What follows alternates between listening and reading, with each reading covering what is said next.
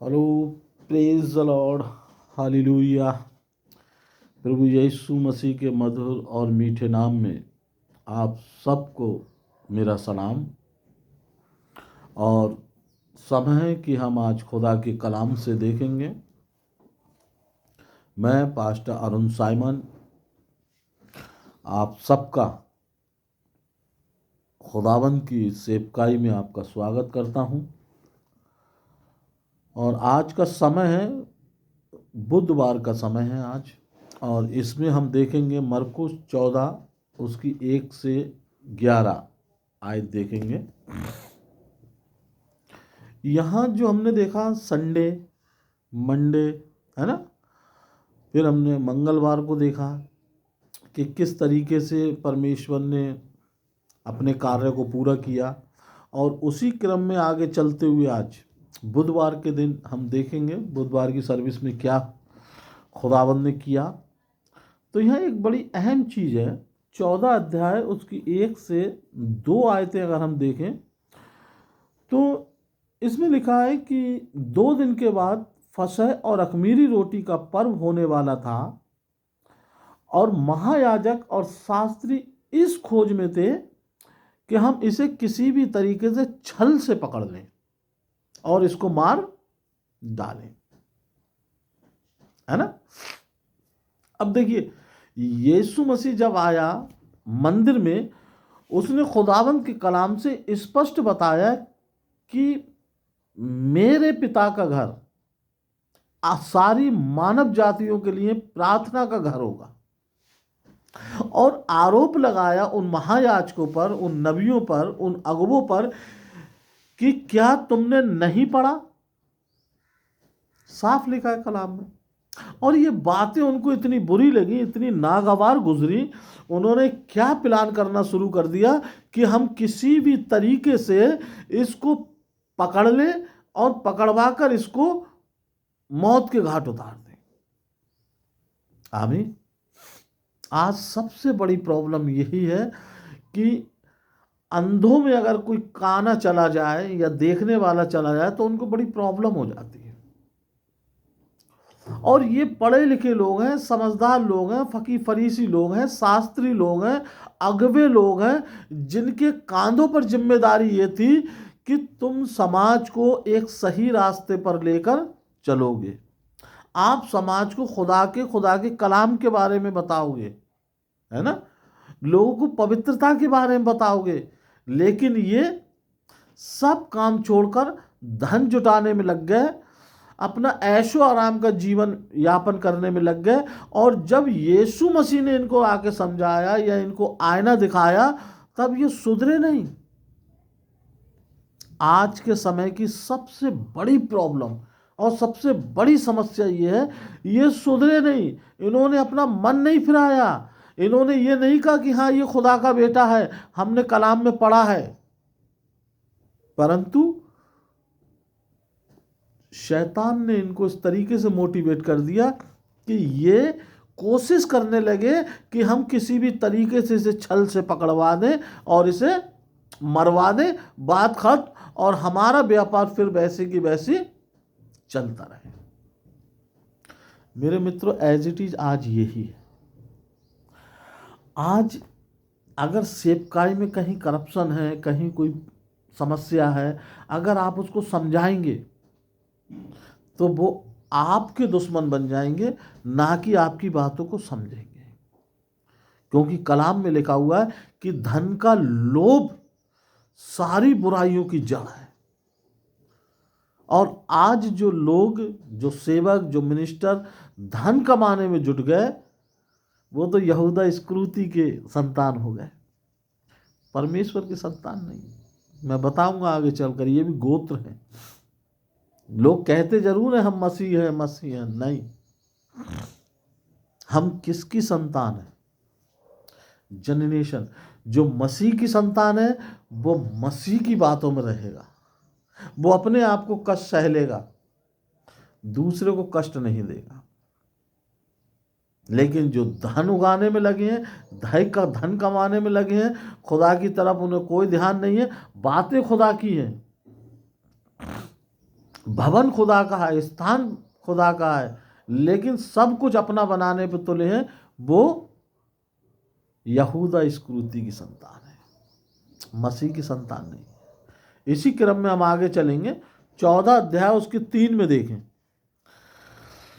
फसह का पर्व यानी अखमीरी रोटी का पर्व था, और यहूदी लोग इस पर्व को बड़े आत्मिक भाव में मनाया करते थे और उनको मालूम था। और यीशु मसीह ने अपने चेलों के साथ अखमीरी रोटी का पर्व मनाने की तैयारी की, और कहाँ पहुंचे? 14:3 में लिखा है, एक अच्छे स्थान की तलाश में उन्होंने कोशिश की, तो कहाँ पहुंचे?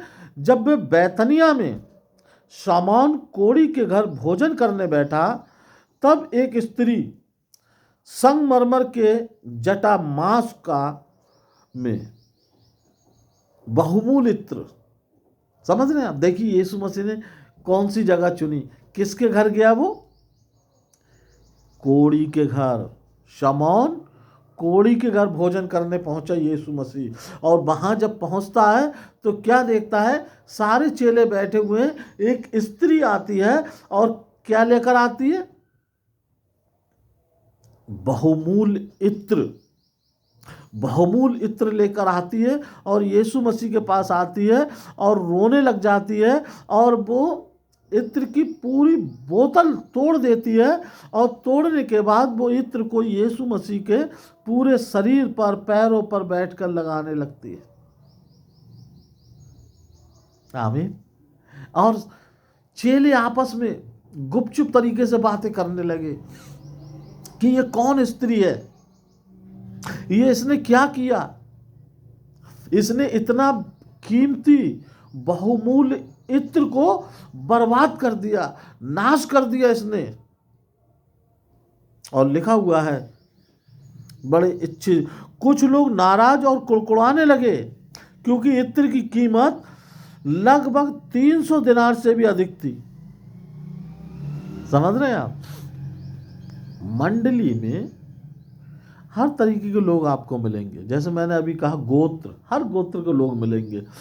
तो जो यहूदा के गोत्र के लोग थे वो कीमत जोड़ने लगे, कीमत कि ये तो 300 दिनार से भी ज़्यादा की कीमत का बहुमूल्य इत्र है, इसको अच्छे पैसों में बेचा जा सकता था, और गरीबों की, विधवाओं की मदद की जा सकती थी, कंगालों की मदद की जा सकती थी।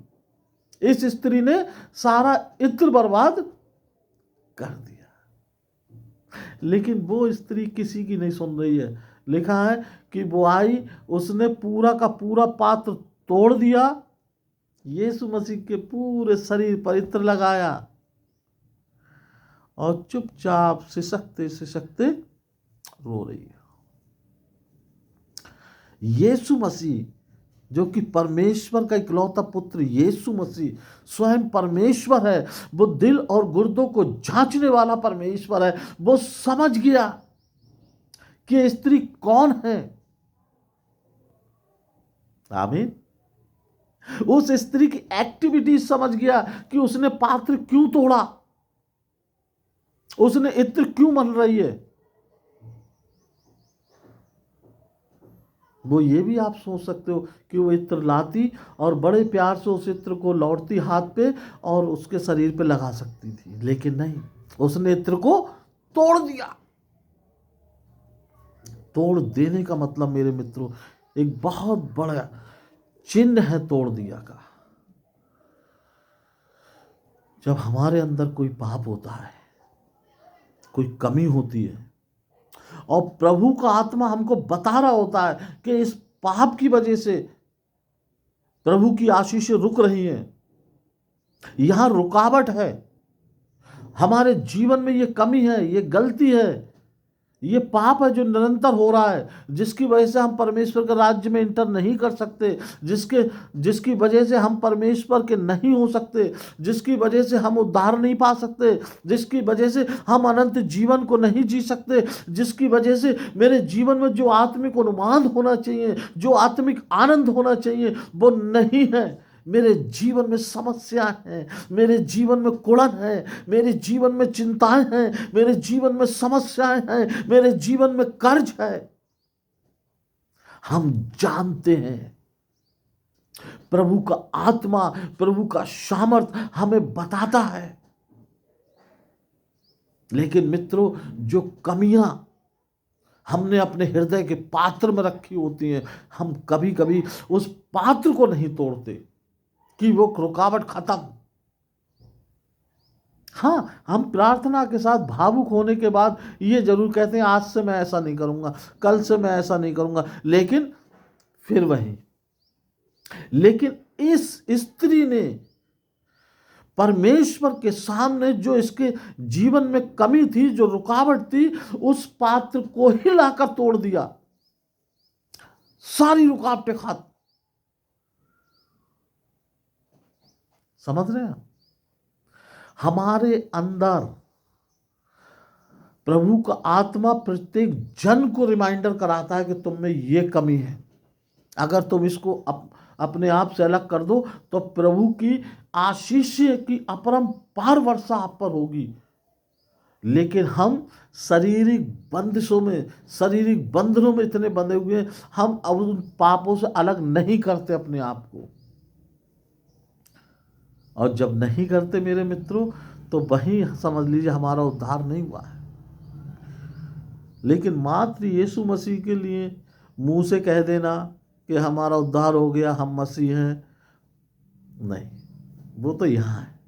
और आज इस स्त्री का उद्धार हो गया। इसने उस पात्र को तोड़ दिया जिस पात्र में इसकी कमजोरियां रखी हुई थी, जिसमें इसकी गलतियां रखी हुई थी, जिसकी वजह से ये आत्मिक जीवन नहीं प्राप्त कर पा रही थी, जिसकी वजह से ये आनंद को महसूस नहीं कर पा रही थी। आज इस स्त्री ने उस पात्र को तोड़ दिया और प्रभु के चरणों में अपनी जगह बना ली। कितनी ही मनोहर बात है ये। जब हम उस बर्तन को, उस पात्र को तोड़ देते हैं मेरे मित्रों, तो प्रभु के साथ अपने स्थान को प्राप्त करते हैं। और बाकी लोग जो सांसारिक लोग होते हैं, उनकी पहचान है, वो यहाँ कुड़कुड़ा रहे हैं, वो यहाँ इत्र का दाम काउंट कर रहे हैं कि कितने पैसे का हो सकता था, हम क्या कर सकते थे इस पैसे का। लेकिन यीशु मसीह ने उनके दिल की आवाज को भी सुन लिया और तुरंत उनको टोका, उनको समझाया। 14 अध्याय उसकी 7 आयत में साफ यीशु मसीह कहता है, कंगाल तुम्हारे साथ सदा रहेंगे, जब तुम चाहो इनकी सेवा कर लेना, लेकिन मैं तुम्हारे साथ सदा ना रहूंगा। आमीन। ये बड़ी चीज है। मैं पिछली अपनी वीडियो में भी संदेश ये दे चुका हूं कि हम अपने लोगों को छोड़कर, कमजोरों को, परेशानों को, लाचारों को छोड़कर रोडवेज और स्टेशन और कचहरी पर भिखारियों को देखने जाते हैं, उनको मदद करने जाते हैं। नहीं, उनसे पहले तुम्हारे अपने परिवार में है, आपके पड़ोस में है, आपकी कलीसिया में है, आपके लोग बहुत परेशान हैं। यीशु मसीह ने कहा कि कंगाल तो तुम्हारे साथ सर्वदा रहेंगे, लेकिन मैं तुम्हारे साथ सदा ना रहूंगा। और यीशु मसीह ने उन्हें समझाया, उसने मेरे गाड़े जाने की तैयारी में पहले से मेरी देह पे इत्र मला है। हालेलुया।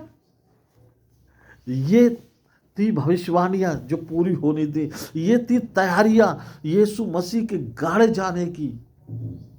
और यीशु मसीह ने कहा कि इसने मेरे गाड़े जाने की तैयारी पूरी कर दी है, इसने मेरे शरीर पर तेल लगाया है, इत्र लगाया है, इत्र। इसने मेरे गाड़े जाने से पहले मेरी तैयारी पूरी कर दी।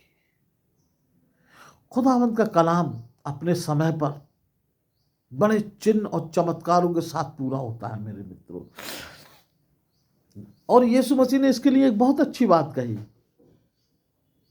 क्योंकि अभी ये उसके चरणों में है, अभी ये उसके पास है, अब उसके आनंद को महसूस कर रही है, उसके प्यार को महसूस कर रही है। और इसको प्रभु ने ऐसा गिफ्ट दे दिया, अनंत जीवन का गिफ्ट, अपनी दासी होने का गिफ्ट, एक अच्छी मसीह बेटी होने का गिफ्ट, एक अच्छी सेविका होने का नाम, और वो शोहरत दे दी यीशु मसीह ने।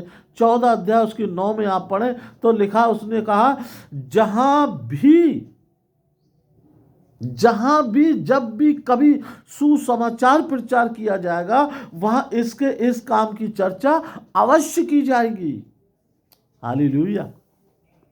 देखे आपने, जहां कहीं भी पृथ्वी पर संसार में जब भी कभी सुसमाचार प्रचार किया जाएगा, इस स्त्री का प्रचार जरूर किया जाएगा, इसके इत्र का प्रचार किया जाएगा, इसके समर्पण का प्रचार किया जाएगा, इसने जो कार्य प्रभु के लिए किया उसका प्रचार अवश्य किया जाएगा। और मित्रों, आप जानते हो संसार में जहां कहीं भी मसीह रहते हैं, पैशन वीक का जो पीरियड होता है पूरी दुनिया में प्रचार किया जाता है। और पैशन वीक के ही इस सीरीज में जो आज के दिन हम बैठे हुए हैं, आज के दिन में परमेश्वर ने, स्कॉलर्स ने बुधवार का जो दिन है वो यही घटना के लिए मुकर्रर किया है। पूरी साल कोई सेवक इसको प्रचार करे या ना करे, लेकिन ये आशीषित वो समय है, वो दिन है जिसमें व्यक्ति बड़े दीन, बड़े नम्र होकर, बड़ी हलीमी के साथ खुदावंद के भवन में आकर के खुदावंद के कलाम को सुनता है और उसको समझता है। और परमेश्वर ने उसको ये शोहरत दी कि तू सुसमाचार जब भी जहां भी प्रचार किया जाएगा, तेरा जिक्र, तेरी चर्चा जरूर होगी।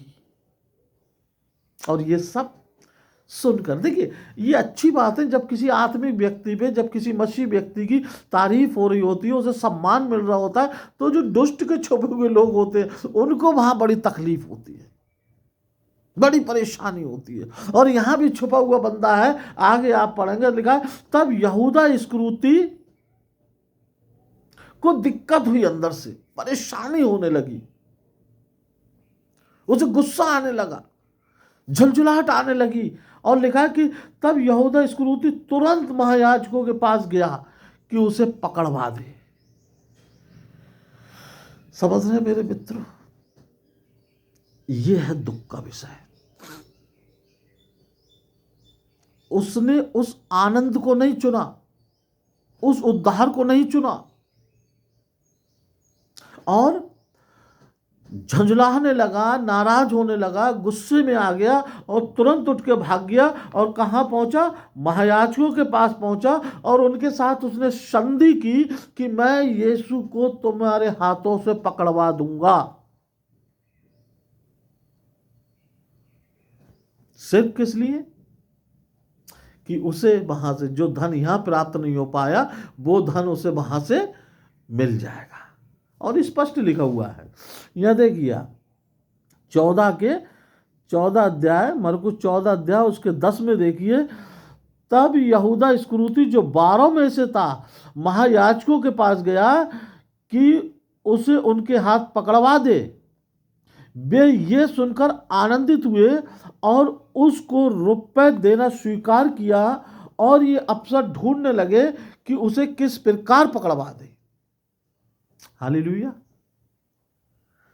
हमेशा याद रखिए, कलीसिया कोई भी हो, देश कोई सा हो, ये दुष्ट के जो लोग होंगे जिन्हें केवल धन से मतलब होगा, ये ना किसी आत्मिक व्यक्ति को रिस्पेक्ट दे सकते हैं, ना आदर कर सकते हैं, परंतु ये झुंझलाएंगे और ये उसका अनादर करना चाहेंगे, उसको पकड़वाएंगे और उसको नाश करने का प्रयास करेंगे। और यहाँ भी यहूदा ने यही करा, तुरंत ये भागा और महायाजकों के साथ मिल गया और उनको प्रॉमिस कर दिया कि मैं तुम्हें उसे पकड़वा दूंगा, इसके बदले मुझे क्या मिलेगा। महायाजकों ने तुरंत डिसाइड करा कि इसको धन दिया जाए। मेरे मित्रों, ये डिपेंड करता है। एक वो पापिन स्त्री, वो पाप की दलदल में फंसी थी, लेकिन याद रखिए पाप की दलदल में थी लेकिन दौलत में भी थी। लेकिन उस दौलत में रहते हुए उसने ये रियलाइज किया कि ये दौलत कुछ नहीं है। मुझे आत्मिक शांति चाहिए, मुझे आत्मिक जीवन चाहिए, मुझे परमेश्वर के साथ अब बैठना है। और उसने वो तमाम जो जो पात्र था, जो कटोरा था, यह मैं कहूं कि जो साधन था उसका धन कमाने का गलत तरीके से, उसको ही उसने खत्म कर दिया और उसने परमेश्वर के पास स्थान को प्राप्त किया। हालेलुया। यह है आनंद की बात। और जो व्यक्ति साल 2 साल 3 साल से उसके साथ था, उसके साथ उठ रहा था, बैठ रहा था, चल रहा था, फिर रहा था, उससे वचन सुन रहा था, वचन सीख रहा था, बड़े बड़े चिन्ह और चमत्कार देख रहा था, वो व्यक्ति उसी नाश होने वाले धन के पीछे अपने उस स्थान को छोड़कर चला गया जहां उसे शांति मिलती है। उस स्थान को छोड़कर वो उस दुष्ट के हाथों में चला गया। मेरे मित्रों, मेरी बहनों, मेरे भाइयों, डिसाइड आपको करना है। धन के लोभ में, धन के लालच में, या अपने जीवन की और तमाम रंगरलियां और नाना प्रकार के शौक, उन सब को छोड़कर आपको प्रभु के पास आना है। ये पैरेलल नहीं चल सकते। या तो आप दुष्ट के हाथों में हैं या आप प्रभु के हाथों में हैं।